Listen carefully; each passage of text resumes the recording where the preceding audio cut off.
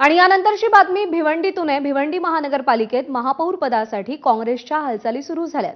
कोकण भवन इथे गटनोंदणी केल्यानंतर काँग्रेसचे नगरसेवक अज्ञात स्थळी गेलेले आहेत। भिवंडी महापालिकेमध्ये काँग्रेस, राष्ट्रवादी, शरदचंद्र पवार पक्ष आणि समाजवादी पार्टी मिळून सत्ता स्थापन करू शकतात। काँग्रेस 3, राष्ट्रवादी, शरदचंद्र पवार पक्ष 12 आणि समाजवादी पार्टी 6 जागांवर विजयी झाली आहे। कोणार्क विकास आघाडी, भिवंडी विकास आघाडी यांची ही भूमिका या सत्ता स्थापनेत अत्यंत निर्णायक असेल। अनिल वर्मा आपले प्रतिनिधी आपल्याला या सगळ्या संदर्भात अधिक अपडेट देतील।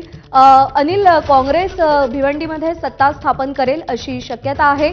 त्यांना कोणाकोणाचं समर्थन मिळेल आणि कशा पद्धतीने हे सत्ता समीकरण आता जुळवून आणलं जाईल?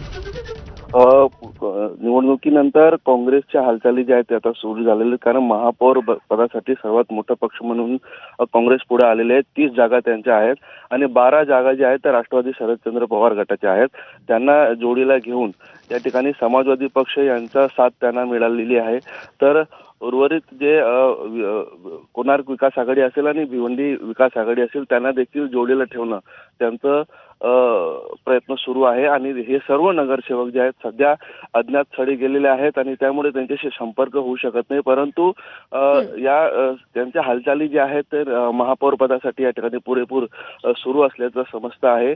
आणि गटनेत्यासाठी देखील आपण जर पाहिलं तर काँग्रेस पक्षाने नावं जी आहेत ते प्रशांत लाड यांची पुढे केलेली आहेत, शकील अन्सारी आहेत आणि तारिक मोमीन यांची नावं देखील त्यांनी पुढे केलेली आहेत आणि पक्षाकडे त्यांनी नावं देखील सोपवलेली आहेत। ठीक, अपडेट जाणून घेत राहू। तुर्तास धन्यवाद अनिल दिलेल्या माहितीसाठी।